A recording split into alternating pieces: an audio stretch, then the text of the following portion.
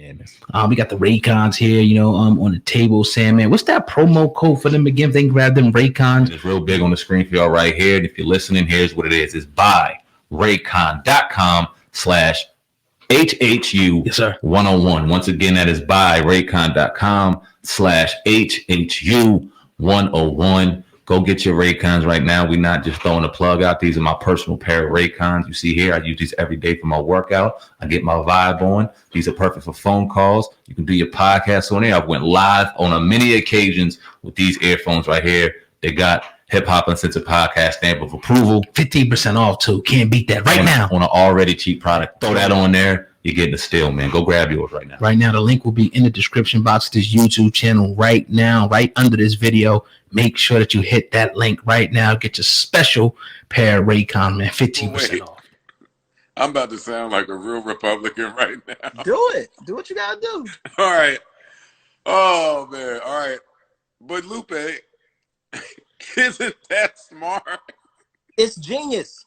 Joe, Yo, that is listen. That is some genius shit. On some gangster shit.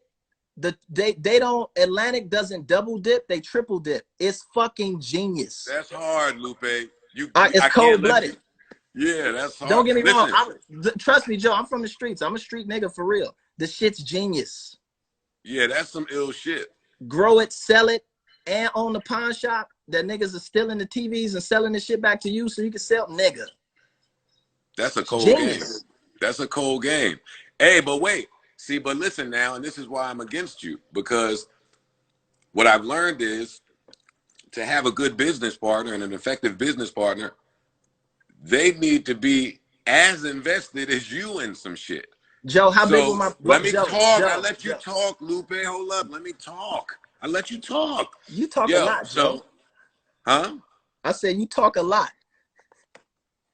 Listen, they need to be as invested as you. So yes, they went and bought the sample and now they own the record and you're on the label. But after that, they damn sure made sure that that record went. It went and it flew. Acknowledge that part, Lupe. Acknowledge what? Yeah, I mean, when you're on the road promoting it, like, I mean, the artist's still doing it.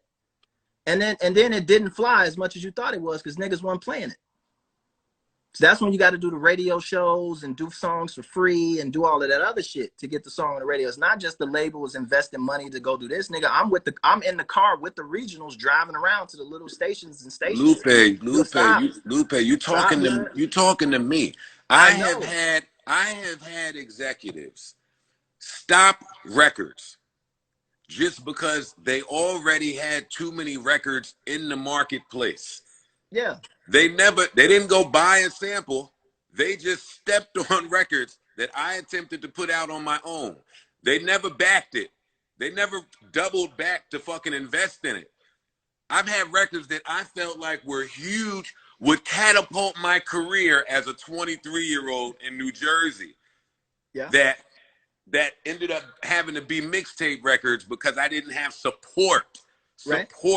Actually, I was getting resistance from my record label. Yeah. You telling me about your success. Oh, Joe, but success comes at a price. So even as a mixtape nigga, Kick Push came out when I was a mixtape nigga, Joe. I already had a deal. I had a deal since I was 19. I was on Epic Records first. Then I was on Arista BMG. More wealth. Wealth. No. Yo, wait. You had Jay-Z come out and say, I think Lupe Fiasco is the best rapper ever. You had that as a new artist. I will not let you preach this to me. I was there. Because I put in the work. I put in that mixtape work. So how do you think I feel when you walk into a building with all of that legacy? We came to Atlantic. Again, that's why I asked you how big was my budget. I didn't need a budget from Atlantic. Our budget for food and liquor was $100,000. But food and liquor was done before we even bought it into the building. Food and liquor was my demo tape. It was already done with Jay-Z attached to it, all that shit. Yeah, nah, you was the man, man. I ain't trying to hear that shit. Right. So no, I put in the work. So when you do all of the work, it's already pre-packaged. Imagine as soon as you bring it in, it's just a go. You get a nigga who's upset they ain't got publishing on your singles. So he's stopping them. Don't even let me get into that. You had most of your pub. See, peep game. No, peep game. You felt that you had a song that was big, right? And you took it to the label, and the label's like, you felt you had one, right? I felt like I had a few of them, but yeah. Right. You felt it, right? Nigga, we came into Atlantic with battle scars. The shit had already went like 8 times platinum in another country. You know what niggas told us?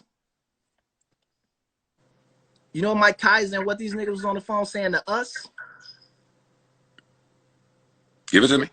We think that the dude on the song you with, he seems kind of like it's like you're doing a song. It's gonna make you look kind of gay. Cause it makes you look like what was that dude who had won America's Idol? What's that nigga's name? We just don't think it's a good match. Common again. Yo, the song is already selling. It's already selling. Your fans already got plaques for it. Your fans are hurting my feelings with the way that they speak about my Wi-Fi. I just want to let you know that. Yeah, your Wi-Fi is tricks. Yeah. Right? So, but here's the difference. We're going to try and get Joey back. Let's see if we can get Joey. Adam Lambert. Yeah, they said it was like I was doing a song with Adam Lambert. It's like, what?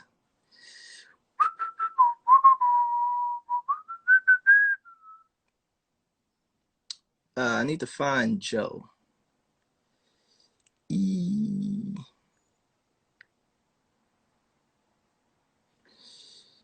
Joey, if you there, send me the ting ting.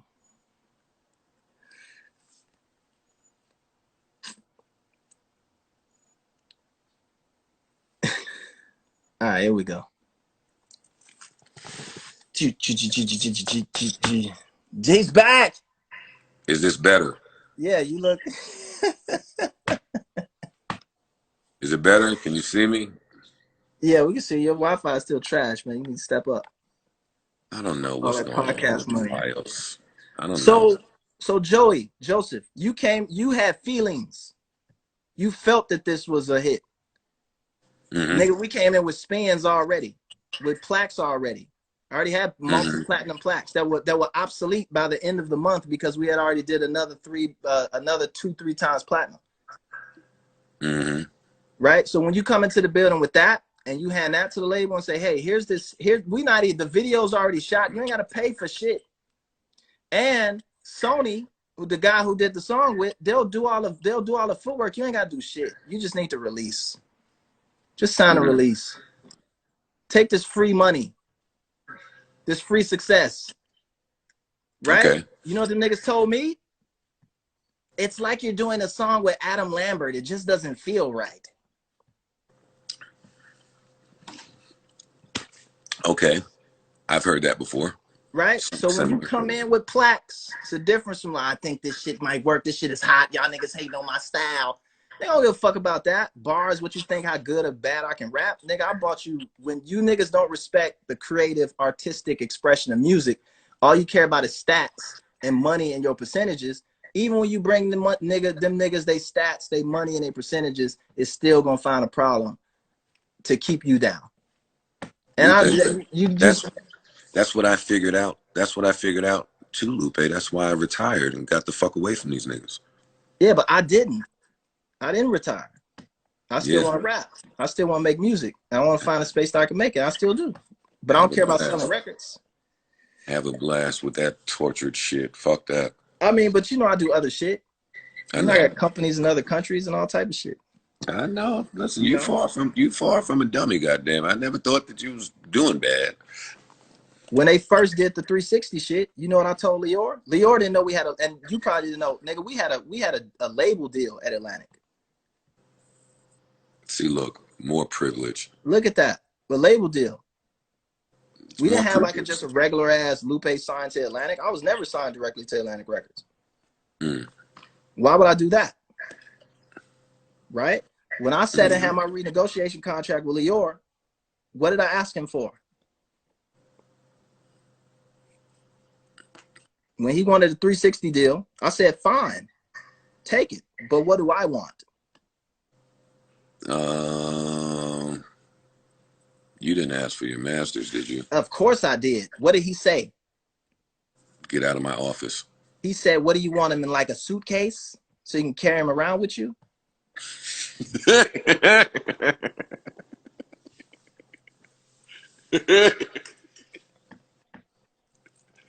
Listen, man. I don't have anything to say, man. I know. I don't have anything. But I don't have anything to say because you just talking about the record business. This is the record business. I know, but again, even with that said, that's not the case with everyone and everywhere. That's not the case with every label. I was trying my damnedest to get to Def Jam. My damnedest. Why? Why? Why? Lupe. Ask me why. Why? Because I would rather a black man do it to me than a white man.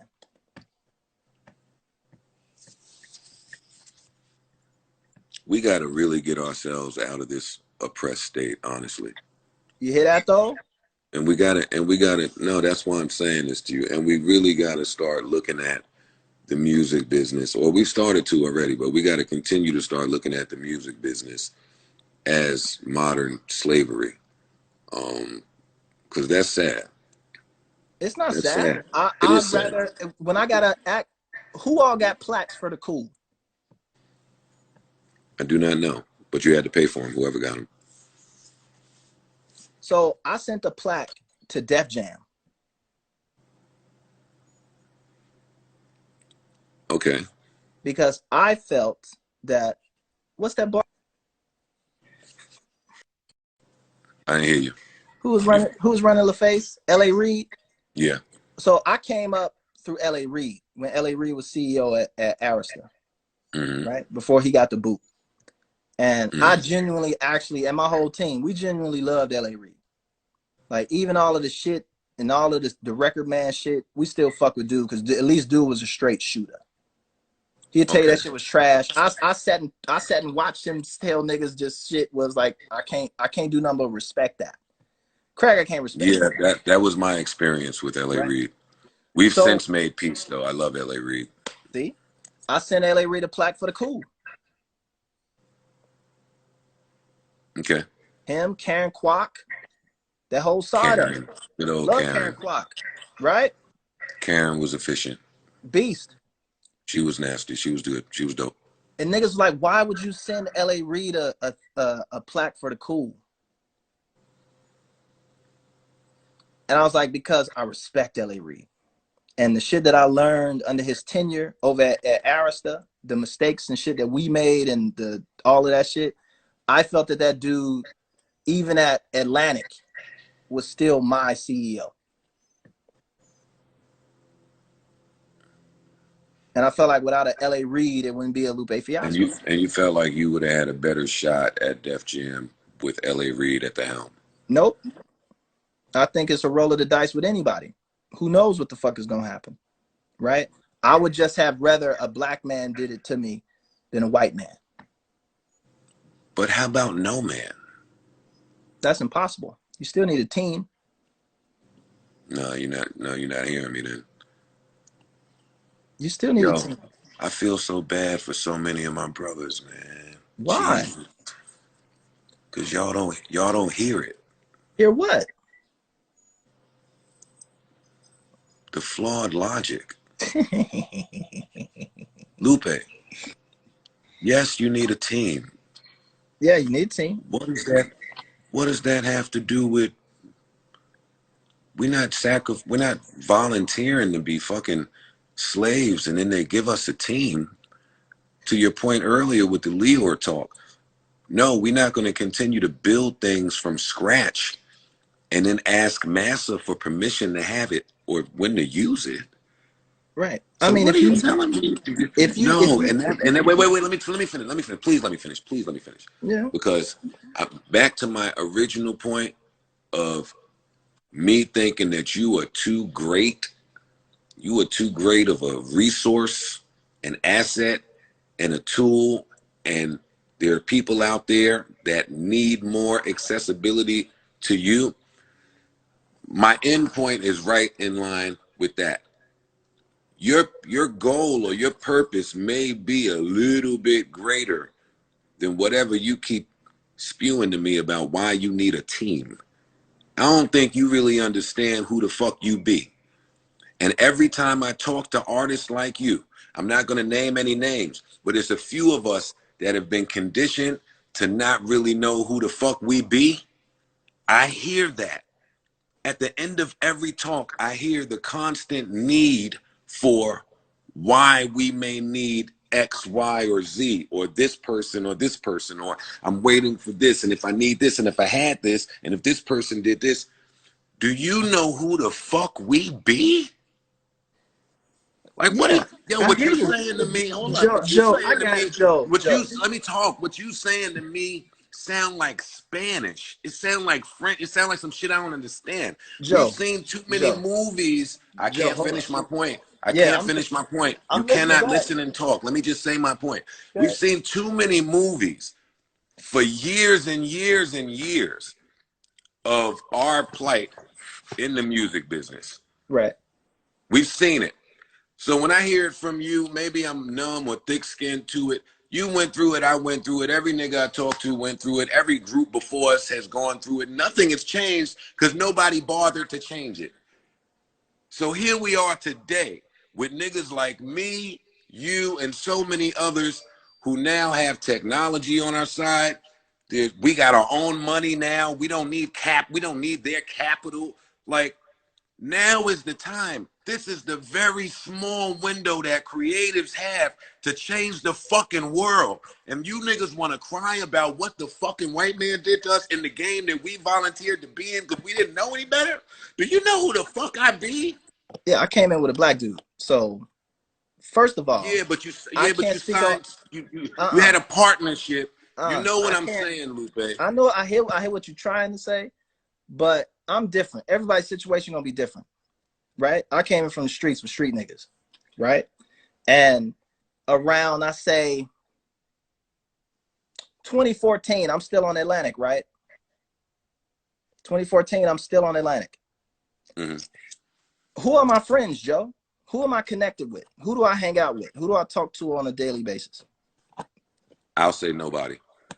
Nah, I'm talking to niggas who run the world. I'm talking to CEOs and mayors and fucking. Let me switch hats. This shit right here happened. But wait, I thought you meant at Atlantic. You mean period? I'm talking about in life, period. Okay, got it. I'm sitting at Atlantic having conversations with CEOs of companies. The CEOs at Atlantic. And on my speed dial, I'm not other rappers, other production companies, but like niggas who run the world. Like when I got inducted into the Crown Fellows, everything changed. The way I think about things changed. What mattered, what didn't matter. Niggas who rich, wealthy, powerful, run this part, run that, da da da da da. So my trajectory out of the business is just a little bit different, right? A little bit different. I stopped giving a fuck about music in 2008. This is a hustle. Once my business partner went to prison, I knew we weren't gonna be able to sustain in the business. Period. So you got to think about other things that you can do. I got my record deal when I was still in high school, so I never went to college. So at one point, that was all I had, right? In the midst of me doing the music and some other shit, you get introduced to other pieces of the world, you get introduced to other opportunities. You recognize that it does take a system. If you want to do, at one point in the music business, you had to be a part of a team with a back office. You weren't doing that shit by yourself. When I was there, we're still pressing up CDs, nigga. It was still tapes. My first single came out on a tape, nigga. Not on Spotify, not a stream. My shit was on tape, nigga. Right? So I don't know how to make no fucking tapes. So you need somebody that they were still doing manufacturing and distribution deals, right? You don't need a manufacturing deal right now. Who manufactured what? Exactly. So when you sitting on paperwork, we're still talking about if so many CDs get broke in shipment, so many tapes get damaged, nigga. If that's in your paperwork, it's a completely different situation, right? But at the same time, too, I started Sosa. What did I recognize that the music business was missing? to fight against the Craigs and the fucking Mikes and the different niggas, right? Trying to lock niggas out the studio and record plant and shit like that. I was like, we need a union, right? So I called every nigga that I know in the business, Talib Kweli to Bun B to the niggas who run core DJs to the niggas who this, the niggas who do that. I call Smack at URL, asking niggas advice like, look, we need a union. We need it right now, right? Because if Wale deal fucked up, then nobody in the business need to be rapping, doing those shows, doing shit until Wale deal get right. Right? If that's the power niggas say that they got. If niggas want to use it and exploit it. Right? Nigga, I've been doing that shit for like 6 years. 7 years. Right? We need collective bargaining. Because unless we got that, ain't none of this shit gonna work. We need see why we need you. You need to be our Chris Paul, the head of our union. Sosa's already here. We call each other IT, move around. Niggas is already in it. Oh, okay, well you need. Guess who didn't want to be in the shit? Who? Because I asked you, nigga. You asked me what? Joe, you want to come and be a part of Sosa, nigga? You need to jump down on the social shit. Yo, let me figure it out. Let me see what it.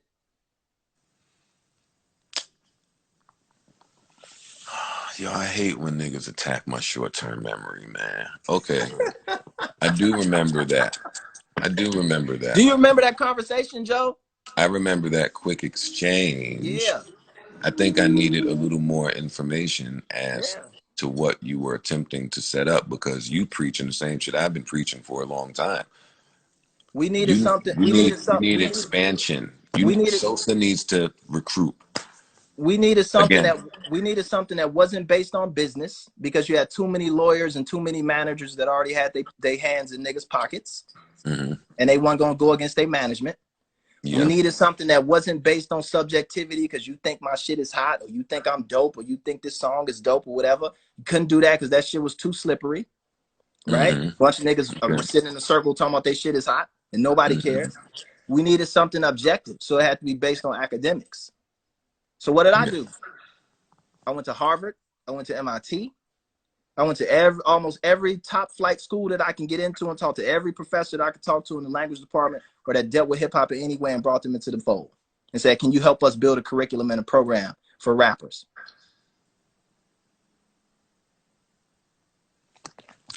How many rappers are a part of this? Right now, there's about 30. It sounds to me like you've been hoarding information. I ain't been hoarding shit. Go back through my IG. Look how I was. Look at who Black Thought's an IT. See, this Lupe. This is going to happen. King Listen Los to me. IT. Oh, Los is another one. I'm sure. I asked Bun B 5 years ago to be the president. What'd he say? He's like, let me think about it. I talked to LL Cool J. Nigga, I've been on, trust me, I ain't been fucking around, Joe. I'm not one of them niggas. I'm not just sitting around out a white man keeping me down shit. Like, I'm not that nigga. Period. Okay. I got to check. That would hurt my soul. You feel me? So don't get it twisted, Joe. Lupe Fiasco's been out here putting in the work. Once I realized that my career was a rap, which it is, I can still go on tour though. Like, don't get me wrong. I make my money from Jerome on the road, be on tour. I could go rock a fucking college, for real, right? Yeah, but I'm not sell out no motherfucking stadium. But you know why I appreciate you? Because you'll pop out and remind niggas hey now and again. I clean niggas clock on this rap shit. Don't get it confused. I get into my bag, I'll fuck any nigga up on any given Sunday, and I can still turn around and push out a hit if I really wanted to. Talk about it, right? So, Joe, that's what I've been doing, right? All right. When I make a statement like, I'd rather a black man do it to me than a white man do it to me, I fucking mean that. I'm not just saying that out of some oppressed mental mind state. Nigga, my last album has the currency for the slave trade on the cover of that shit. Like, Lupe. Yes, Joe. Let's let your movement be more inclusive. You gotta start with a strong foundation. You just can't have any and on everybody. You gotta have niggas that's down for it. Most niggas don't want to sit in a circle and talk about metaphor theory and communication theory and what's the difference between a symbol and a logo. My favorite thing to do is to sit Indian style in a circle and talk to people about theories. I just been doing it with bartenders. You funny. All right, so then let's do it. This is what we're studying right now, cognition. It's called the literary mind, the origins of language and of thought and language. Got this from a couple professors up at MIT. We've already went through one course of this at SOSA. If anybody's out there on Joel's shit that raps and want to go deeper, you got to build your foundation off of something that's solid. Now, where y'all studying? Where y'all studying this? Because I want to read it. We do a conference call. When? We've been doing them. We did them. We haven't been doing them as of recently because one of our apprentice. We do apprentice classes, and they were doing their first year of apprentice class. They do a call every week. We study rap history. We study metaphor theory. We study language theory. The foundation of anything that has to do with poetics. This ain't something that I got to be like jumped into, right? Y'all don't have like an initiation process. There's an application process, for sure. And there's midterms and finals. We play games. We play rap chess. We do all kinds of shit. Lupe, listen, y'all play chess without me. But when y'all are having this cognitive meeting, I would like to be a part of that. It's rap chess. We play battle rap with a chess clock. Yo, this nigga needs a doc. You were so interesting to me. I'm not one of them niggas, Joe. And we could talk about this offline, but I'm not one of them niggas. Don't put me in that box. No. I've taken you out of it. You've never been in it. You're not in that box. I appreciate you. I love you. I want to be on the cognitive call. Look, you got to get the book though, because we ain't just have niggas on the call talking about nothing. It's the literary mind. We can start from here. I want the book. Written by Mark Turner. No, listen. Today, later on, text me, man, because I want a copy of that book. I'm serious about that. Niggas on Amazon right now. Yo, I'm not buying the shit for you. Shit probably like $3 right now. Get the book, nigga. It's $3. Get the book, and they got the Kindle version, so no excuses. Get that book. Okay. Read that shit. We talking about this. Well, take a picture of the cover and send it to me then. Yes. I can get the book. Yes, Joseph. Thank you. Goodbye, Lupe. Bye, Joe. See?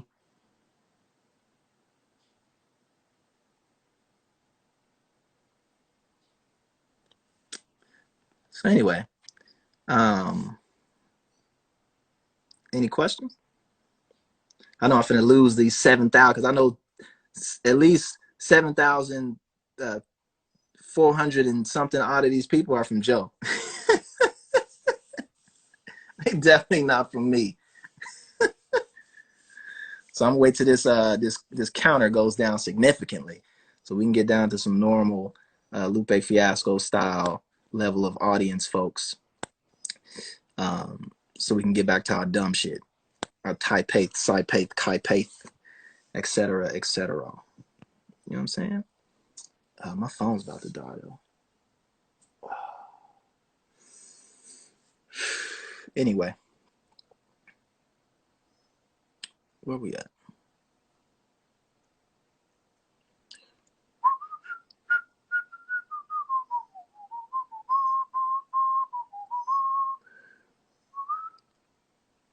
Vita Perkins.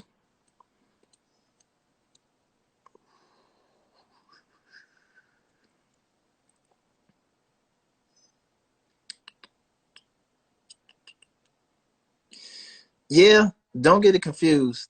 Don't let the smiles and the kick push and the other shit fool you, and the whining. I'm one of the realest niggas walking these streets. For sure. Believe that.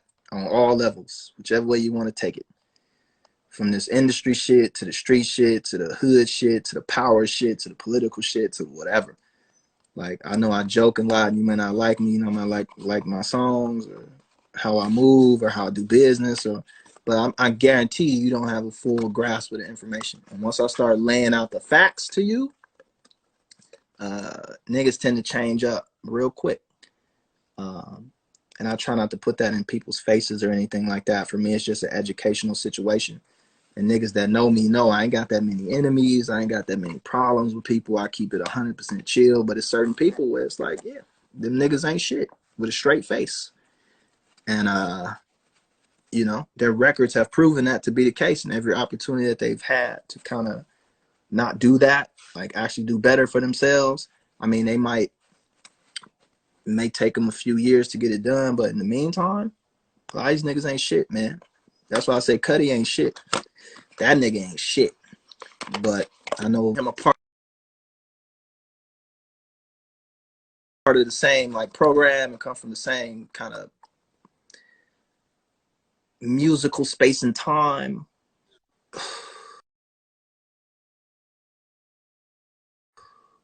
You know, I don't have beef with Cuddy.